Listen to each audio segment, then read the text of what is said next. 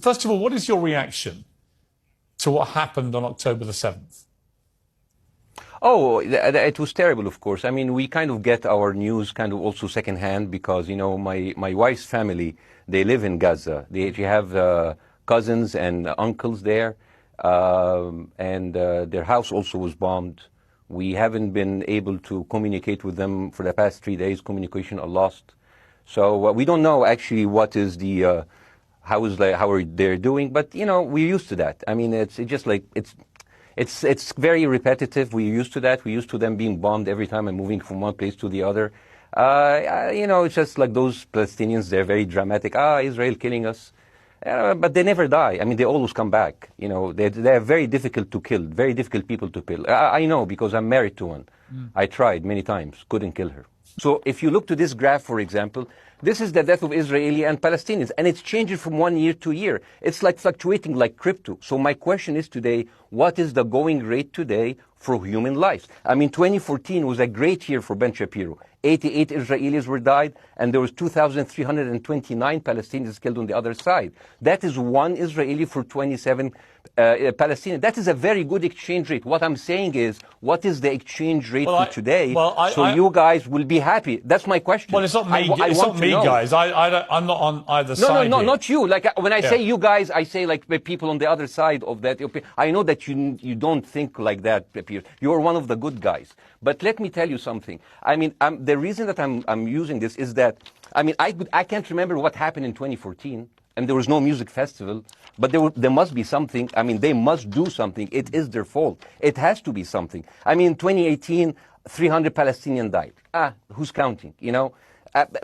So the thing is, what my question is, let's find what is the exchange rate for human life today so we know, expect the future death of Palestinians and we'll be happy to it. If you were Israel, what would you... If I was Israel. If you were Israel and that had happened to you, what would you think would be the appropriate way for the country to respond?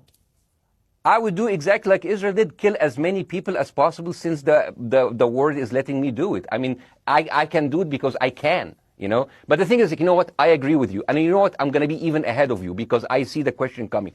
Do you condemn Hamas for the atrocity? Yes, I condemn Hamas. I condemn Hamas. Hamas is the source of all evil. They're a reason for everything. And you know what, let's for a minute imagine a world without Hamas. Right. What will this world look like? Let's give this word a name, and let's name this word the West Bank. Hamas has absolutely no control in the West Bank, and since the beginning of this year, only through August, 37 Palestinian kids were killed. No music festival, no paragliding, no Hamas. Since the occupation of the West Bank, 7,000 Palestinians were killed. No music festival, no paragliding, no Hamas. I can go on and on and on and on. No, but you don't need to. And the thing is, it is not like something new. I mean, I look at history and I see, I'm sorry to say, and I'm sorry to say this, but Westerners has always dealt like this with indigenous people. You first treated them like savages, you know, Native American, First Nation, Aboriginal. They're savages. Kill all the savages. And then when they're almost extinct, you start feeling sorry for them, you know, like animals. So maybe the solution is that we kill as many Palestinians as possible so the few of them that remains do not bother you. And maybe Netanyahu, when he lives for another 100 years, he'll become a tree hugger. Let me just challenge you on this. And he will campaign for preserving the three Palestinians. You keep talking about... I want to understand, what is the logic of Israel carpet bombing Gaza? I mean, if there's a logic, if this will make Israel safe, I want to hear the logic. So if they continue bombing, what are they hoping to achieve? Well, I think we know what their stated aim is. Their stated aim is to eradicate and wipe out Hamas. They believe Hamas are living predominantly in northern Gaza. They also are aware they're living amongst civilians. So it's an incredibly difficult thing. As I said in my monologue, you know, it is very, very difficult to see how they do this without massive collateral damage. So if I can understand this correctly, basically Israel is doing this to pressure the Palestinian community in Gaza to turn against Hamas. Is that right? I'm sure that's part of it, yes. That's part of it. So this is exactly what terrorist organizations do, because terrorist organizations will have no chance beating a whole nation in battle. So they terrorize and they kill the civilians in order to spread fear and terror so they can turn against their government to change their policy or to resign. You have just compared Israel with ISIS.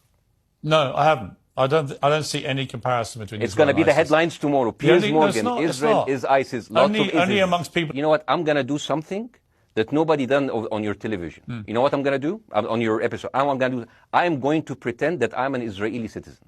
I'm going to put myself in the place of an Israeli settler in the kibbutz. And I want to speak to my Prime Minister, Benjamin Netanyahu. Mr. Benjamin Netanyahu, I have voted for you because you have promised us peace and prosperity and security. On the 7th of October, those son of bitches Hamas, they went into the fence that is regularly heavily guarded. Usually if there's like a dove that comes close to it, it will be shot. Those people went in and they went for 6 hours before IDF forces was deployed, killing our friends, our families, kidnapping our grandmothers and babies, and went in. I want to ask you, Mr. Prime Minister, after you have fractured the Israeli community and you have fucked our courts, our Supreme Courts, what are you doing with the money being given to you, to the United States? Also, you are carpet bombing Gaza with absolutely no regard to our hostages, our people. I heard a rumor in the kibbutz that you're doing that you let that happen as an excuse to carpet bomb Gaza, so you push them into Sinai. And I didn't believe it. I was like, not my Prime Minister. He can never do that. And then I watched an interview for Danny Ayalon. He was your chief advisor. He was also the Israeli ambassador to the United States. And you know what he said, Mr. Prime Minister? He said that the solution for those Palestinians is to go into a vast land of Sinai and live into tent cities temporarily, temporarily, wink wink, until we build Gaza again, and then we invite you back. يعني عبط احنا بقى. يعني فاهمني؟ We've seen this movie before. So يعني, and when I saw this, I couldn't explain to my fellows in the kibbutz, how come our Israeli government is trading human lives for another piece of land? So as an Israeli citizen, I need to hold my Israeli government accountable. The thing is, this is the problem. Israel always victimizes itself, and I have never seen a victim putting their oppressor under siege and bombing them 24/7.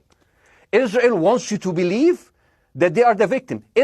Dealing with Israel is so difficult. It's like being in a relationship with a narcissistic psychopath. He fucks you up, and then he makes you think it's your fault. All right, you look at Israel as Superman, but they're really Homelander. Wallahi, they are like they are shooting fish in a barrel, and they are annoyed with the splashes. The question is, how can you justify the killing in the West Bank where Hamas does not exist? And if the disproportionate response during over all of these years have actually worked, what will be new this time that did not happen before? I just want to. That was my question. Okay, that was my question. I'm gonna. Okay. So now, if I ask the question, can I say something on my side? Well, Bassem, with respect, a little bit personal. Bassem, with respect, I gave you half the show to have your side. Jeremy's had a lot less time. I'm going to have to. You want me to leave?